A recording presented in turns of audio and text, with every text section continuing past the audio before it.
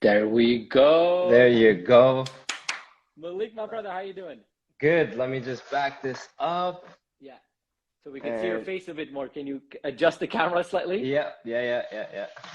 At the Okay. same time, we get to see your beautiful Dragon Ball Z poster in the back. That takes me Yeah, back to being a kid. yeah. That's it. That's it. Like I got my pretty much my vibes. I got a katana on the side. I got like some Pokemon cards everywhere. I love that, bro. I swear to God, that takes me back. I used to read Dragon Ball Z and all that stuff. But before going into that, let me just actually Yeah. take a little step back and introduce you to my audience. So, Well, hi everybody. Malik Bouadi. Am I saying it right, bro? Your family name? But there's different ways. Like mostly, some people say Bouabid. Buhabid. Like yeah, there's I a was lot saying of it like different Anglo. ways. Yeah, Okay, Anglo. so Yeah. Bouabid. So Malik, he's a professional stuntman, a producer, and a lover of mixed martial arts. We're going to talk about all that in a few seconds. And for your audience, my name is Christopher Dedeyan. I'm a professional speaker and a peak performance business and life coach. So Malik, I was so excited to really have this conversation with you because I have been checking out like your social media account the last little while. Honestly, you've been like putting more content out there, and I love the content that you put on the aspect of what we're seeing in the films, and then you put the behind the scenes of how they make that.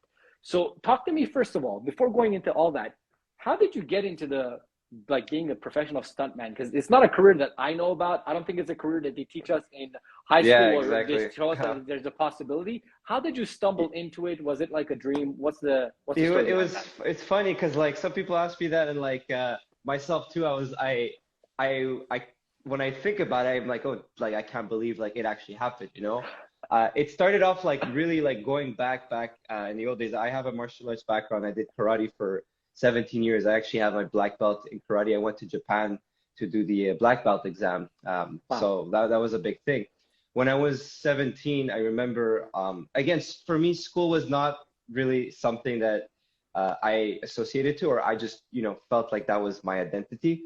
So when I grew up, like in context in high school, I always felt like I was supposed to be doing something differently because I was hyperactive and I moved a lot. I remember went to see G.I. Joe when I was 17 with my dad.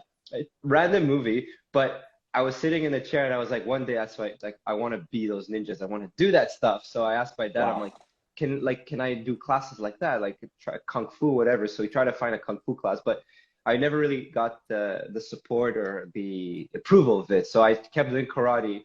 And later on, when I went to Vanier College, I started a martial arts club with a couple people. And then those people ended up being one of my closest friends. Like we've been training together for the last 9 years, actually, together consecutively.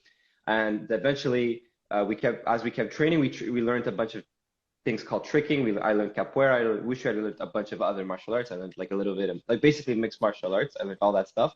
And then they found out this stunt school called Stunt Stage, which was a school that was like doing classes for stunts, for film combat, basically anything that had to do with film. So I went there, I learned a little bit of basics, and I auditioned I said they were looking for extras on X-Men, like to play like Arabs in this market or to shave your heads and play like those Arab slaves for X-Men Apocalypse, as they filmed most of the X-Men's in Montreal. So when I saw that on Facebook, MTL Blog posted an article about that, and I was like, "Yo, guys, we should get on that. We should send our stuff. Like, we could do a bunch of cool stuff." And everybody told me, my closest friends who are still working with me, they're like, "Nah, man, you're crazy." Like, I screenshotted the conversation. They're like, "Nah, man, like they're just looking for extras." I'm like, "Yeah, but what if?" Like, I thought of like as a what if. So I still sent my stuff, and I got called back for not that for another shoot. It was for a TV show. They just needed like 6 extras. It was a small thing, but it was a big TV show.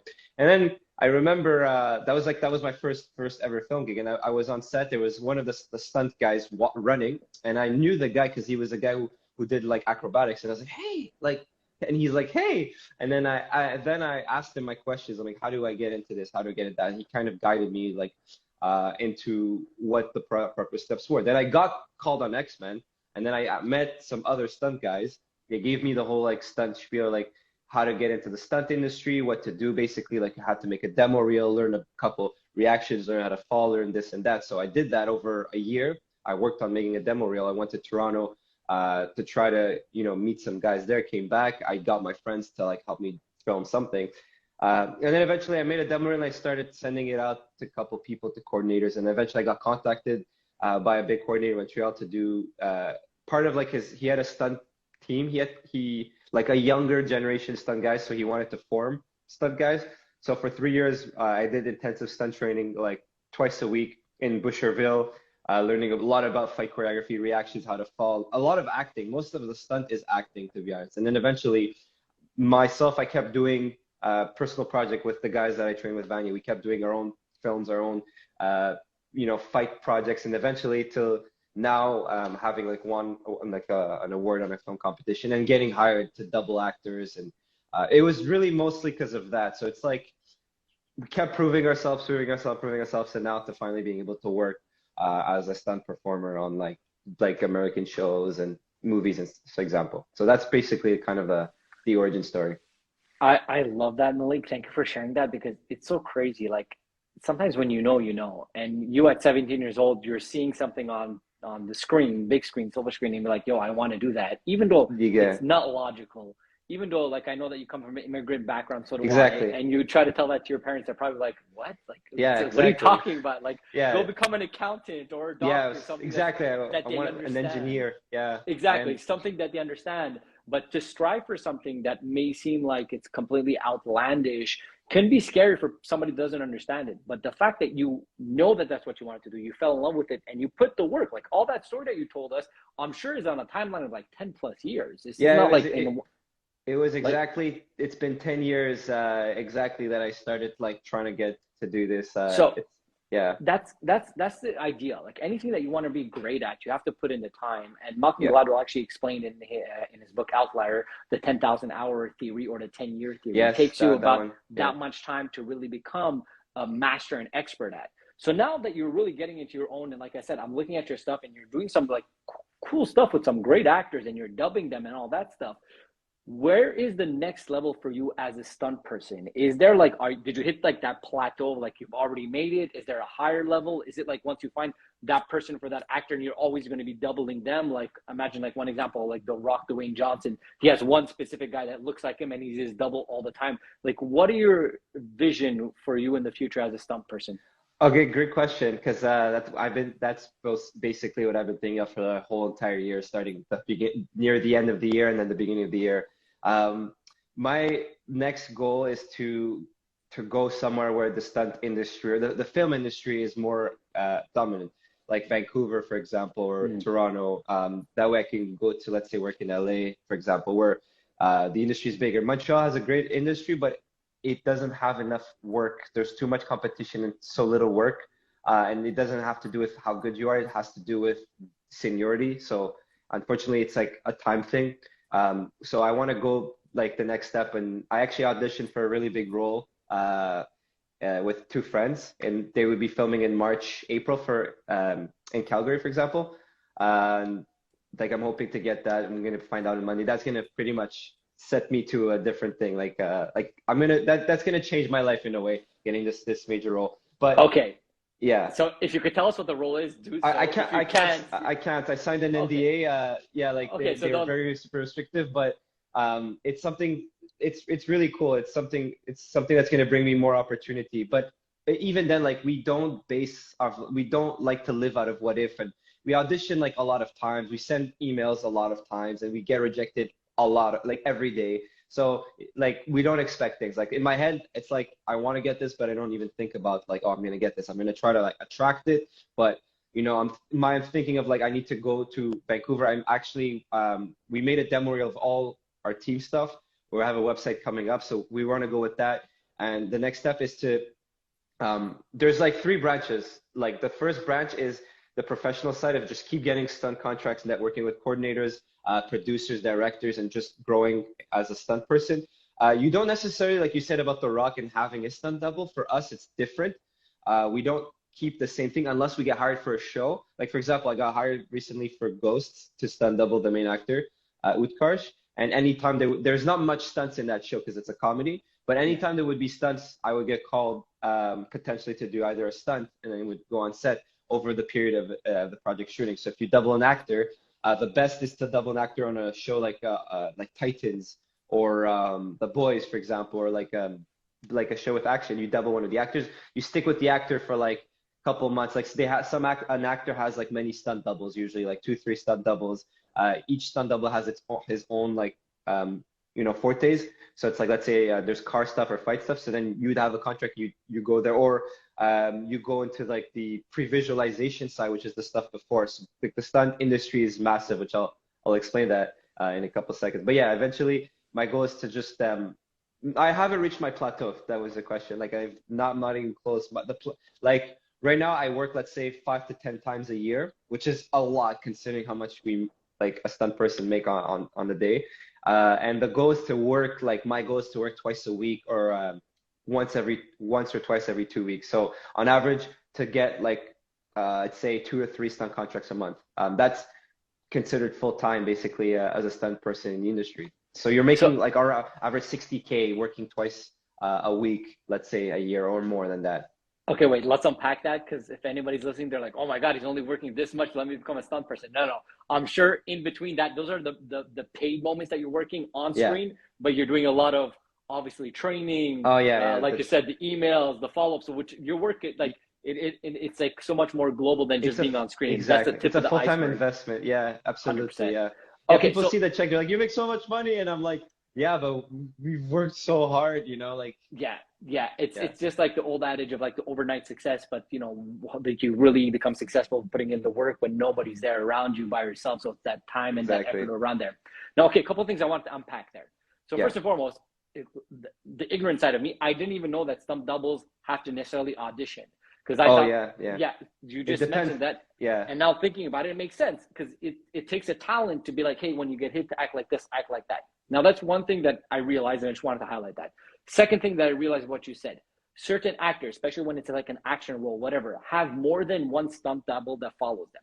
Now, is that because, like you mentioned, that every single stunt double has a particular talent, or is it because as well that the life of a stunt double is necessarily not very long? Because I'm guessing these people get injured. Like, you're legit putting yourself in a position to get hurt. So is that why some of these big things have like 3, 4 of them? So if one goes down, they have another one. Is that like a concept behind that as well? That's a good question. Actually, the thing of the injury in modern day stunt, injuries don't happen often. Like the whole point of stunt is the motto of stunt, and any stunt person you'll talk to or coordinator, they'll say safety first. So they take very, very big precautions of it. So there's a very small percentage rate of getting hurt, because the stunt performers, like, they hire you. You're comfortable, like, how to move your body. It's more, there's many reasons to why they hire many stunt doubles. One of the reasons is in film, they have 2 units. So there's first unit, main unit, which is the main director and the main crew and the main actors. And then the second unit, like, is usually, let's say, for action scenes or scenes that are not important, that involve dialogue, which is like, let's say, car chases or acting parts. And then you have a second unit director.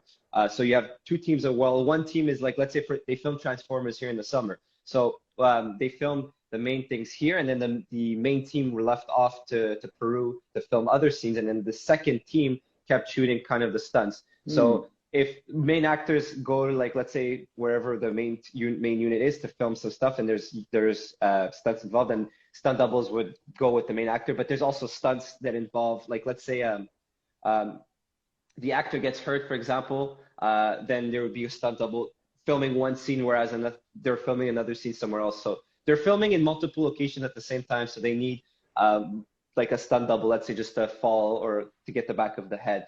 The third reason is sometimes some roles are very, very, very specific and hard and demanding on the actor.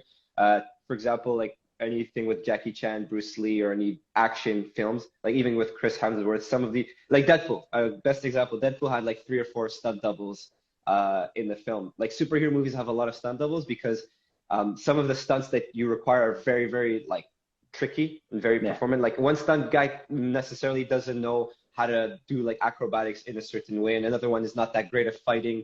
And there is also the injury part as well. Like if you're working 16-hour days, then the other stunt guys on set like stand by if the other one gets hurt, or if the other one is too tired and the next day the other one takes it, or if there's like, let's say this guy's able to do this stunt perfectly on one side and the other guy could do it on one side. So they don't take chances, so they just like take a couple doubles, and you're most of the time, if that's the case, you're probably just waiting and not working. you're on standby basically. So that's to answer your question. That makes sense. And here's my next one. You kind of mentioned some names from Jackie Chan, and I was thinking about Tom Cruise and these types of actors. Now, what am I saying? These types of actors, they are known in the industry as doing most of their own stunts. All right, like legit, like Tom Cruise broke his foot in the last Oh yes, yes. the Mission Impossible movie because he jumped off of a building going to somewhere else, which usually actors don't do that. It's just stunt doubles. Yeah, Now, here's exactly. my question to you. What's your ideology with that, with the stuntman? Is that something that you're for, you're against, that the actor are doing their own stunts? Or is it because these particular people have an expertise that they can do it? How is it seen within the stunt double world, the actors doing their own role? Is that because they're good at it? Is it better for the cinema? What's your perception on that? Well, the best case is for the actor to do his own stunts. Like we respect actors who do their own stunts. Keanu Reeves, for example, is the best example for actors. He learned the role as like John Wick. He embodied John Wick. He trained to become John Wick. And it's so much easier to work with an actor that knows how to do his own stunts. And because again, if you're filming on camera, you're not faking it. You're not cheating angles. When you're doing stunt doubles, you have a limitation to how much you could shoot, unless now technology is evolving. In the future, you won't need actors to really be there with something called deepfake. Deepfake is the process of like having an AI analyze your face. It takes like the information of an actor and all the movies he's done, analyzes the facial expressions, and then we'll just replicate it on another person's face. They did that for the movie Logan. They did that for Gemini Man. They did that for The Irishman. And now it's a lot easier. It's cost less money. So you just have the perfect type, and then you don't need to do cuts. But right now we're just doing cuts. It's like for example, for me, when I fell, they cut multiple times, and that kind of like takes away the movie magic in a way. So for like stunt guys, like if actors could do their stunts, it's like the best. But if there is, even John Wick probably had a stunt double or two. For sure. It's you're human, and like to do that kind of stuff for 16 hours, it's really long days. Like you do 16-hour days, and I've done like multiple 16-hour days, and then you sleep for like 6-7 hours. You go drive. And then you have to be on set at like 5-6 a.m. And then you have to do the same thing. And then you sometimes you wait, your body is cold, you're just waiting for a couple hours, and then you have to go like boom, like, hey, I need you. So you don't know when to warm up. Like there's no time. So you have to be really there. So some actors like are older, like 50, 60, they're not able to do some of that stuff. And just a little thing like William Dafoe on the new Spider-Man movie. He's older, much older, and he's like, I am not doing this role unless I do my stunts. Like he really, really wanted to do his stunts. He's that kind of OG like actor, like kind of Tom Cruise inspired. So they let him do some of his stunts, but other stunts like they probably had a double. So that's a bit about the actors and doing their own stunts. So I love that, and you should kind of highlight a couple of things. So obviously, when it comes to stunt people, like you said, when somebody gets shifted from the main actor and then the stunt doubles in, they change the angles of the camera. They probably go wide, so you won't see as much to face. Exactly. But you did mention several movies that just came out the last couple of years, from the Gemini, from the Irishman, and you're actually doing AI, like making the people younger or making their face younger. Yep. So that's going to make essentially the stunt world easier, because they're going to be able to take you as an actor that looks somewhat similar to another actor, but completely change your face and have the other person's face. So the screenshots are going to be a bit tighter and a bit closer instead of being wider. Is that what I understand with that aspect? Yeah, exactly. Like Nice. they're gonna it's gonna be easier for filming. It's gonna be faster, and it's gonna be less expensive. More work for more stunt people. So I think that's gonna happen within the next 10 years of the industry. There's gonna be a new shift into that. And like within 20 years of the movie industry, like I don't even know if we might not even be needed. Like if 3D becomes so so real, like why would you hire like a stunt guy when you could control everything with a motion capture suit? Or Oh, wait, time out. Okay, that's an interesting subject. Let's unpack that. So you're saying there's a potential chance that stunt people won't be necessary in the filming industry because it will be almost like a Pixar thing, even though it's live people, they'll be able to create in a three-dimensional world, computer, and us as the viewer won't see necessarily a difference between a AI built, or not even AI, sorry, like a computer built person replacing a real person? Is that like an actual thing that's getting talked about in the industry? Actually right now. It's actually happening when you're watching the movies, and most stunts Like Spider-Man, like most of it is with CGI. Like it's not actually Tom Holland or a stunt double swinging. Most of it is actually a 3D animated Spider-Man doing those crazy stunts that you see on the screen. Because Okay. some stuff are just impossible to do for the human body, no matter how much skill and talent you have. It's just impossible. So they do it with motion capture, the process, and with animation. So, okay, that's interesting as well. Now, you mentioned Spider-Man. Is it because Spider-Man, obviously, even when he's acting it out, he's in a full like costume, so you can't even see him? Do they do the Yeah. same thing like in Avengers when it's, let's say, Captain America and you still see human? They still do that same thing? They They're still do it. Yeah, yeah, they still do it. Like you full on see like the person. Like they've done it in many movies. Like someone's just falling off a building and then would kind of like tumble or like you could really tell if it's real or fake. Like there's one actually movie, Extraction, where they did really intense stunts and they did not do the 3D stuff where the guys fall off like a actual building and then it would fall on the ground and it's like a foam mat. It's not a thick mat, so they would fall into that. And I saw this the behind the scenes of that the stunt guy broke his ankle on the first take and he had to do two more takes after that. So he did those two takes while with a broken wow. ankle. So you really see the realism. It's slower. The body movement is like less stretchy. When you do see 3D, like a trick to see if it's not real. In animation, there's a principle called squish and squash.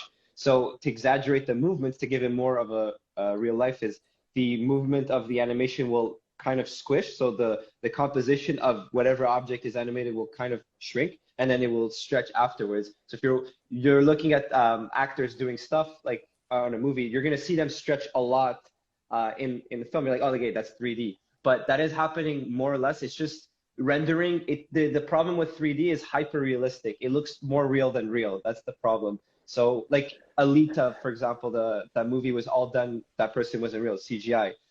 That was just you look at it, you're like, wow, it's like Ghost in the Shell, for example. Like it's so real. So but eventually with rendering being more powerful, like graphic cards and AI, like AI is really going to be important in this. You're not going to be able to tell the difference into it. Wow. And now like let's say Avengers quality VFX I'll be able to do Avengers quality VFX or like a filmmaker from like 20 years from now, that'll be like my garage, whatever studio that will be able to do VFX like that. And then you'd be like, oh, I could see it's fake. Whereas Avengers is going to be doing stuff 20 years in the future that's going to be so real, Yeah. you know? Yeah. So, For but we sure, might lose, technology. yeah, we For might sure, lose some technology. jobs, but there's going to be other jobs that'll be created out of that Yeah. too. So I don't think the entertainment world will never go away. As human never, beings, we never. love entertainment and all that stuff. Even like now, like the TVs and even going to the cinema is diminishing in certain regards. But I still believe it will always be there from streaming services and beyond. All right, one last question I want to ask you before Sure. we move on over here. Yeah. I mean, I have to ask you. You're in the Go. cinema world and so on. What is your top favorite three movies? Oh God, top three movies. Oh God, that's a tough question. My favorite movie of all time is Scott Pilgrim versus the World, with director Edgar Wright. It's a Okay. very like video game like movie. It has like all the old school like references of video games. I just love the visuals. I love the style. He did Baby Driver recently. He did Yeah. Shaun of the Dead. You know those movies. Shaun of the Dead is also one of my favorite movies. Funniest zombie comedy. I would say like that would be my second favorite movie. I like this director inspired my like filming style as well. Like I just love like the fast-paced editing, the visuals, the quick cuts. And the third movie, I would say like it's tough. Like I recently saw Spider-Man and I loved it so much, so much, um, so much. But I don't think that's fair to put it at that as my Yeah. top third movie. Uh, the I think the last movie I would say would have to be um easy not easy super bad super bad Super bad. super Yes. bad. I like there's I could say like The Godfather and that's like one of my favorite, but super bad is like I saw that with Steven, my best friend. Okay. Like it's crazy. We grew up watching movies and now we're doing movies and we saw that together and like that, just the innocence. Like this movie cannot be done now. There's too much like canceled culture thing. There's too much sensitive topics like in that movie. It's just too much. And but those movies back in then they did not like limit themselves for anything. So that's it has like the no limitations, like this is like it's ridiculous. It's so Yeah. funny. And the thing with having kids involved is just like, or teenagers, for example, it's just much, much better. So It that yeah, so definitely is. I yeah. love that you mentioned that. Definitely a good choice there. 100% agree with you. One last question I want to ask Yeah. you, Malik. What is the best thing about the movie industry in Hollywood, and what is the worst thing about the movie industry in Hollywood? Okay. Good question. Very good question. The best thing as in the industry, like working in the film industry, is um like having a passion. Like you know, you're it's like the dream, you know, the movie dream, like having a sense of like urgency, like waking up excited, for example, making a lot of money, doing something that you love. And you know, it's something that you work on that's going to stay there forever. You get to meet celebrities, you get to meet really cool people, and you're something that you could be proud of. That's like the best really thing of the movie industry.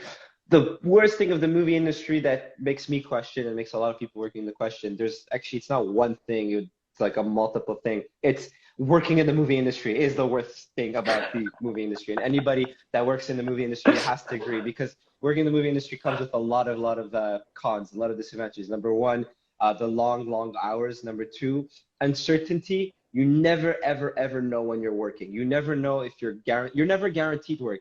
The best, the biggest actors, the biggest directors themselves are never guaranteed to get certain roles. Like no matter the following, that does help, but sometimes a director or producer thinks like, his look is different. They'll just go with that, even if you're Chris Hemsworth or you're like Chris Evans, for example. It doesn't matter. So you're never guaranteed that. It's a lot of stress. You're not like, you can't mess up. You can't screw up. You're on camera. You got millions of dollars of equipment. You have hundreds of people on set looking at you. You have like one or two takes. You cannot mess up. So there's no room for error. So stress level increases in that sense. And the one thing that I really like that kills it is a bit the drama and the backstabbing. So because it's such a competitive industry, there's a lot of people that you think they're close to you, they're friends, but they're just out there that they don't care. Like they want to get the gig over you. If it means that they'll get the contract, they'll backstab you. They'll slander you. And it happened to my friends that were blacklisted because they took other people's jobs, and other people didn't like that, so they backstabbed them and they're not working anymore. And it's never like the end, like you can always rebuild back. But that comes with the package of working in the movie industry. So So that makes sense. I love the first part that you highlighted, that like, hey, it's something that you're definitely passionate about, and I think anybody that's in the movie industry, from being an editor, a producer, an actor, the director, you have to be extremely passionate about. Just because you said everything else that's on the back end of like, hey, there's a lot of uncertainty, there's a lot of pressure, there's a lot of money, there's a lot of competition, which like in many fields as well. And yeah, so that makes perfect sense, brother. And one last thing I want to say, as you know, like I said, I'm a professional speaker and a coach. yeah. I truly love movies. It is like my safe haven at a certain place. Like when I need to relax, like I'm somebody that's very intense, as my audience probably already figured out on that end. And that's where I go to relax. But not only to relax, that's where I go to get inspired. Sometimes to watch inspirational movies gives me ideas. Sometimes just to learn different storytelling, because as a speaker, I'm a storyteller. So I love the movie industry because it's not just one level of entertainment. It's not like, hey, I'm watching something to spend time and just forget about my worries. It could be I'm getting motivated and so on. So the levels of the storytelling within the movie industry, I think, is so important. And I just want to say thank you for everything that you do. And I cannot wait to continue watching your career. And God willing, you are going to get that special role that you were talking about. Yes, I Ernest really is need saying, this. I love movies as well. Thank you for sharing that, Ernest. I And yeah, love you'll keep movies. us posted, Malik, Yes, honestly. I'm gonna let you know. And movies is an art form. It's an art. That's It why is. when they close like the cinemas and like the whole COVID thing, it's like people say, oh, like, it's just cinemas, it's this, but it's an art form. It's like a book, Yeah. it's like a painting, yeah, it's like movie magic, and you get paid a lot of money, let's say, or it's like actors, but it's hard to embody a person that you're not, and that causes like you're not normal. Like, sorry to say, but actors are not like sane. They don't like mental between a normal person. You can't. It's impossible for you to maintain a composure and change your personality to someone else's like that and be normal. It's very difficult to do that. And some actors, they go like crazy after that, or like they get mental health problems, like Jim Carrey, for example, after like all the years of doing like The Mask and like Ace Ventura and all that, those roles, like he ended up getting like certain mental health issues of that. Okay. So Okay, wait. that's a Before I let you go, like you just dropped like a huge subject here that I feel so, like I want to unpack. So yeah, 100%, because now I can't speak to is that everyone or not. I'm not at all in the industry, but I could just understand human psychology and behavior. That's like something that I develop on a daily basis working with high-end CEOs. If you forget who you are as a person and your whole job is to become this other role, you could easily lose yourself. And if you yes, lose yourself, that's when it becomes scary, like, who am I for real? And a lot of people felt that in a way through COVID because they lost yeah, their maybe job and maybe they associated themselves with that job. Maybe they were a chef, maybe they were a musician, maybe this, that, and the other, and they were known as that person. But then taken away for 2 years, they're like, who am I? I was known as a chef. Now I'm not a chef anymore. I was this. Now I'm not that anymore. So I think it's very important to really be aware that there is more than what you do on a daily basis or who you are as a person, maybe a father, mother, whatever. It's more being in tune to like, who am I as a person? Am I love? Am I happiness? Am I like, it's really important to be aware of that. So that is very difficult. Like I could just imagine it. Like I'm not an actor, far from it, but I could just imagine to be able to leave my role of Christopher Dedeyan in the sense and go into somebody yeah. else's role and balance that back and forth, right? So yeah. Yeah, like you imagine you had to play the Joker, for example. Yeah, I mean Like that that's a whole other thing as well. it's yeah, it 100%. that and a lot of actors actually stop acting or they quit. Like you've seen a lot of like actors like in their primes or like for example like Mila Kunis or these actors, actresses, and you ask yourself what happened to them, you know, they disappear, but a lot of them stop acting because of that exact thing that you said. Like at one point you're like you don't know who you are as a person, especially if you're playing a role with a character that has multiple personality disorders or a complete different personality that's just not you, and you have to become that person. It's not sane, it's not healthy at all, at all for you. So you got to kind of like a lot of actors take a break from acting for a long time. They take a step back, and you're right. It's even actors. It's not just acting. Like that's why in the film industry, there's not just like, let's say you're a stunt, like I'm not just a stunt person, like I also do music videos, I also create projects, I also produce, I coordinate, I manage, I direct.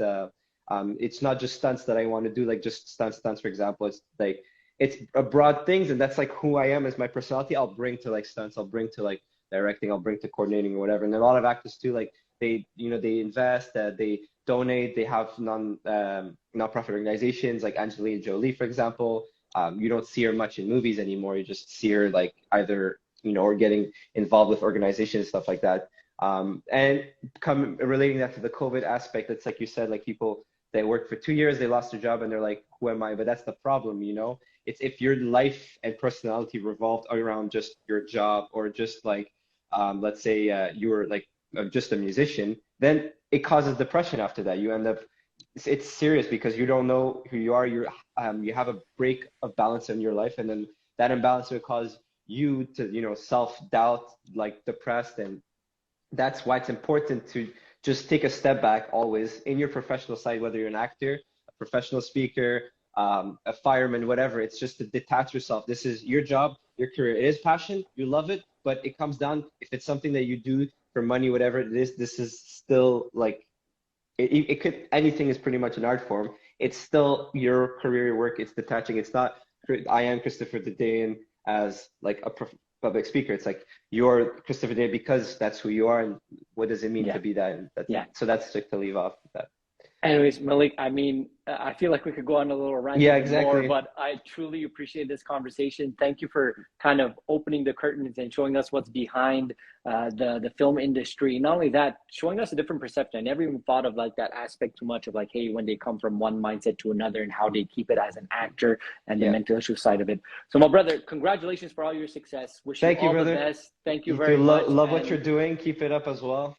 Thank you, man. I appreciate that. Expecting big things. Let's go. We're working on it, bro. Yeah. Likewise. That's it. All right, man. Have a blessing. We'll speak very soon, okay? Take care, brother. All right, see you soon.